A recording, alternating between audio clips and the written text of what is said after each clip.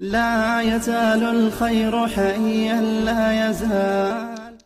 جس شہر میں یہ آدمی رہتا ہے تو اس شہر کی مالیت کے اعتبار سے اس شہر میں جو کی قیمت ہے، جو کشمش کی قیمت ہے، جو گندم کی قیمت ہے، اسی کے اعتبار سے وہ اسی کے حساب سے وہ صدقۃ الفطر ادا کریں گے. بہتر اور اصل حکم تو یہ ہے کہ انہی اجناس سے ادا کیے جائے، مثلا گندم سے ادا کیے جائے، کشمش سے ادا کیے جائے، جو سے ادا کیے جائے. لیکن فقیر کے حاجت کی طرف دیکھتے ہوئے اگر اس نے اس کی مالیت ادا کی، مثلا گندم کی 102 کلو گندم کی قیمت اس نے ادا کی احتیاطاً، یا اس نے کھجور کی قیمت ادا کی 3.5 کلو، یا کشمش کی قیمت اس نے ادا کی 3.5 کلو، تو تب بھی اس کے ذمہ سے یہ حکم ساقط ہو جائے گا.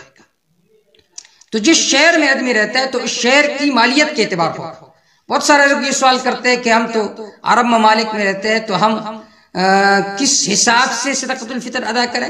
تو اس کا حکم یہ ہے کہ سعودی عرب میں جو لوگ رہتے ہیں اور وہاں سے وہ لوگ ادا کرتے ہیں، تو پھر اس صورت میں سعودی عرب میں جو گندم نصف سا کی قیمت ہے اسی حساب سے وہ صدقۃ الفطر ادا کریں گے. اسی طرح کشمش 3.5 کلو کی جو قیمت ہے اسی حساب سے وہ صدقۃ الفطر ادا کریں گے. پاکستان کی ریٹ کا حساب نہیں ہوگا.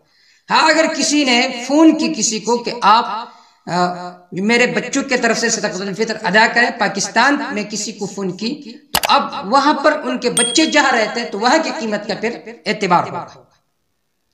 تو یہ سوال اکثر آتا رہتا ہے. تو خلاصہ اور حاصل یہ ہے کہ آدمی جس شہر میں رہتا ہے تو اس شہر میں جو کی جو قیمت ہے، گندم کی جو قیمت ہے، کشمش کی جو قیمت ہے، تو اسی قیمت کے حساب سے وہ صدقۃ الفطر ادا کریں گے.